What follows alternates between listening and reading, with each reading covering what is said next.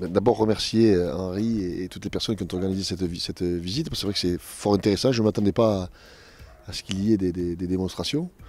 Mais c'est vrai que c'est fort intéressant. Et comme le disait à juste titre Henri, une opération cohésion d'équipe avec les infrastructures que vous avez me semble intéressante. Donc voilà, merci encore une fois. On se régale de regarder. Et puis j'ai tellement de respect pour ces gens qui sauvent des vies.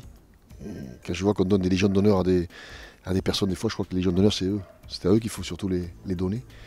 Parce que voilà, ils font un travail considérable, et comme ils le disent, sauver une vie, ça vaut tout l'or du monde. Et malheureusement, des fois, ils doivent y passer beaucoup de temps pour rien, voire déjà décédés. Donc voilà, bravo à vous encore une fois. Merci surtout de votre accueil. On a beaucoup parlé avec Henri du rugby militaire. C'est vrai qu'il y a des équipes, il y a Philippe Hia qui s'occupe de l'équipe de la marine et qui a en charge l'équipe militaire, si j'ai bien compris. Philippe, pour la Coupe du Monde de 2015. Et le but, c'est de faire en sorte qu'il y ait un rapprochement encore plus important avec la fédération. Vous n'êtes pas sans savoir que moi, je veux me présenter à la Fédération française de rugby dans 19 mois maintenant, et que effectivement, faire un rapprochement de vos équipes militaires, vous intégrer encore plus au sein de la fédération, me semble nécessaire. Vous n'avez pas à être à l'écart. Je sais que vous faites beaucoup d'efforts. J'en parlais tout à l'heure dans la voiture avec tous ces contrats que la marine prend, justement, etc. Vous faites beaucoup d'efforts. Donc à nous aussi de vous récompenser et de vous intégrer encore plus. L'actualité d'université, voilà, on a un match samedi à Lyon.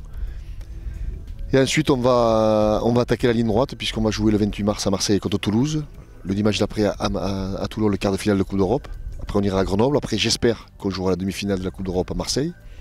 Après, on se déplacera 2 fois et j'espère qu'on jouera la finale de la Coupe d'Europe. Donc, comme je leur disais hier à l'entraînement, c'est la ligne droite. On va attaquer la ligne droite à partir de Toulouse. Mais il y a un match important quand même à gérer samedi, qui est Lyon, qui viennent de perdre à Casse, qui a l'épée de Damoclès au-dessus de la tête. S'ils perdent contre nous, je crois qu'ils seront pratiquement relégués.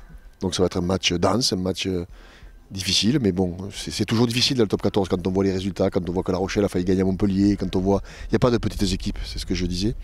Il y a des équipes qui ne peuvent pas gérer 2 compétitions comme la grande Coupe d'Europe et le top 14, mais toutes celles qui ne jouent pas à la Coupe d'Europe sont capables de battre n'importe quelle équipe et on le voit tous les dimanches.